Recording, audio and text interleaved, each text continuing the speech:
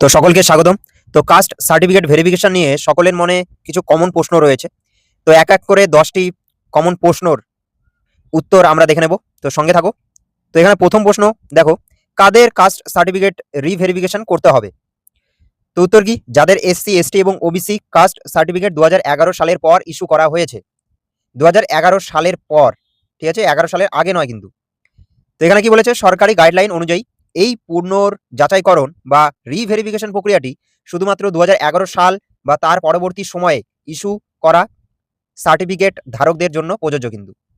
তো 2011 সালের আগে যাদের সার্টিফিকেট হয়েছে তাদের কিন্তু রিভেরিফিকেশন এখানে করতে হচ্ছে না। তো নেক্সট কোশ্চেন দেখো, রিভেরিফিকেশনের জন্য আবেদনকারীর নিজস্ব কি কি নথিপত্র লাগছে, যেগুলো মেন? তো আবেদনকারীর Aadhaar card, voter card, ration card, স্কুলের শংসাপত্র এবং বার্থ সার্টিফিকেট বা জন্ম সার্টিফিকেট লাগছে। তো এই সমস্ত নিজস্ব নথি আবেদনকারীর প্রাথমিক পরিচয় প্রমাণ করতে রিভেরিফিকেশন ফর্মে জমা দিতে হবে। জন্ম সার্টিফিকেট না থাকলে মাধ্যমিকের অ্যাডমিট কার্ড জমা করা যেতে পারে এখানে। নেক্সট প্রশ্ন, আবেদনকারীর পিতা ও মাতার কি কি নথিপত্র জমা দেওয়া বাধ্যতামূলক এখানে? তো বাবা এবং মা উভয়ের শুধুমাত্র আধার কার্ড এবং ভোটার কার্ড লাগছে কিন্তু। তো আবেদনকারীর পারিবারিক পরিচয় এবং ঠিকানা সুনিশ্চিত করতে পিতা ও মাতার এই প্রাথমিক পরিচয়গুলির জেরক্স কপি ফর্মে সংযুক্ত করতে হবে। নেক্সট, বর্তমানে ভোটার তালিকার ক্ষেত্রে কি নির্দেশ দেওয়া হয়েছে? তো ভোটার তালিকা নিয়ে কি বলেছে? 2026 সালে সংশোধিত নতুন ভোটার তালিকায় আবেদনকারীর বা তার পিতামাতার নাম থাকা পেজের জেরক্স দিতে হবে।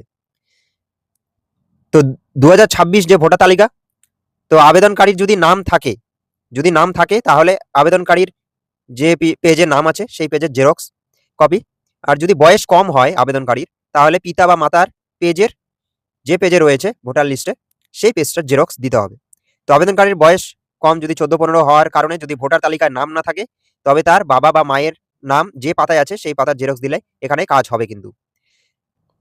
তো নেক্সট দেখো, পরিবারে 2011 সালের আগের কাস্ট সার্টিফিকেট থাকলে কি সুবিধা হবে এবং কি জমা দিতে হবে? তো এখানে কি বলেছে? দ্রুত ভেরিফিকেশন হয়ে যাবে এক্ষেত্রে, এবং ওই আত্মীয়ের আধার, ভোটার, রেশন কার্ড এবং পুরনো কাস্ট সার্টিফিকেটের জেরক্স জমা দিতে হবে। নেক্সট, পরিবারের রক্তের সম্পর্কের কারো, যেমন জেঠুর ছেলে বা কাকুর 2011 সালের পূর্বে ইস্যু করা কাস্ট সার্টিফিকেট থাকলে কোনো সমস্যা ছাড়াই সহজে রিভেরিফিকেশন কিন্তু সম্পূর্ণ হবে এখানে। তো এই ক্ষেত্রে কিন্তু একটা সুবিধা রয়েছে। নেক্সট, বংশ তালিকা বা ফ্যামিলি ট্রি কিভাবে তৈরি করতে হবে? তো এখানে দেখো, 2011 সালের আগের সার্টিফিকেট ধারীর সাথে আবেদনকারীর রক্তের সম্পর্ক একটি স্পষ্ট বংশ তালিকা ছকে এঁকে দেখাতে হবে। তো এখানে একটা নমুনা দেওয়া হলো, সেটা হচ্ছে প্রথমে দাদুর নাম থাকছে, নেক্সট বাবার নাম থাকছে এদিকে, জেঠু বা কাকুর নাম সাইডে, নেক্সট আবেদনকারীর নাম, রক্তের সম্পর্ক যার সার্টিফিকেট রয়েছে, যদি জেঠু বা কাকুর ছেলের থেকে থাকে তাহলে এখানে নাম সহ তার 2011 সালে সার্টিফিকেট ধারী লিখতে হবে নিচে। তো এইভাবে কিন্তু বংশ তালিকা করতে হবে। তো এখানে ব্যাখ্যা কি বলেছে? দাদু থেকে শুরু করে বাবা, জেঠু, আবেদনকারী পর্যন্ত সম্পর্কটি কাগজে স্পষ্টভাবে প্রমাণ করতে হবে, ঠিক যেন প্রথমবার নতুন কাস্ট সার্টিফিকেট তৈরি করার সময় করা হয়েছিল। তো এরকম কিন্তু তোমাদের মনে পড়ছে হয়তো, যখন প্রথম কাস্ট সার্টিফিকেট করেছিলে তখন কিন্তু এইরকমই একটা ফ্যামিলি ট্রি দিতে হয়েছিল। তো সেই রকম।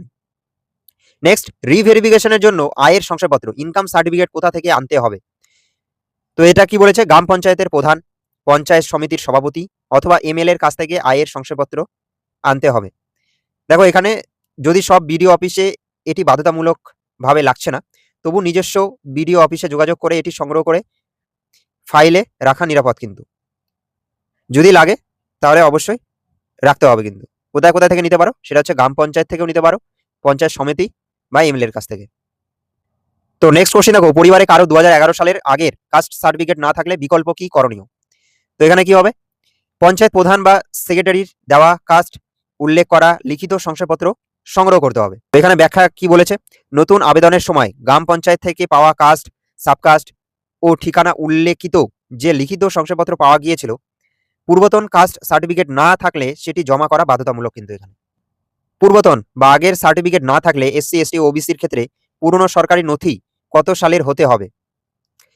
তো এখানে এসসি ও এসটিদের ক্ষেত্রে 1950 সালের আগের এবং ওবিসিদের ক্ষেত্রে 1993 সালের আগের জাতি উল্লেখিত জমির দলিল বা সরকারি নথি লাগছে, এটা কিন্তু বলা হচ্ছে এখানে। তো তো ব্যাখ্যা কি, নতুন কাস্ট সার্টিফিকেট তৈরির সময় যে পুরনো নথির প্রমাণ দেখানো হয়েছিল সেটি এখন দেখাতে হবে। এই প্রমাণ না দেখাতে পারলে বর্তমান কাস্ট সার্টিফিকেট বাতিল হয়ে যেতে পারে।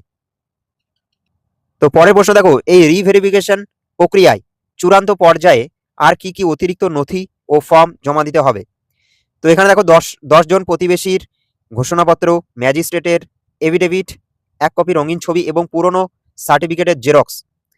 তো এখানে ব্যাখ্যা কি বলেছে, পাড়া প্রতিবেশীর ভোটার আধার সহ স্বাক্ষর, ফার্স্ট ক্লাস এক্সিকিউটিভ বা জুডিশিয়াল ম্যাজিস্ট্রেটের এফিডেভিট এবং আবেদনকারীর স্বাক্ষর সহ সমস্ত নথি ভেরিফিকেশন ফর্মের সাথে একসাথে বিডিও অফিসে জমা করতে হবে। দেখো এই সব কিন্তু বিভিন্ন জেলার বিডিও অফিস বা ব্লকে বলো, বিভিন্ন নির্দেশিকা কিন্তু মেনে ভেরিফিকেশন চলছে। তো অনেক ক্ষেত্রে অনেকের এগুলো নাও দরকার হতে পারে। তো যাদের এসব রয়েছে নির্দেশিকা যেসব এলাকায়, তারা কিন্তু এসব গুছিয়ে নিতে পারো। তো আশা করি এই ভিডিওর মাধ্যমে তোমরা প্রশ্নের উত্তরগুলো ভালো করে বুঝতে পারলে। তো সকলকে ধন্যবাদ পুরো ভিডিওটি দেখার জন্য।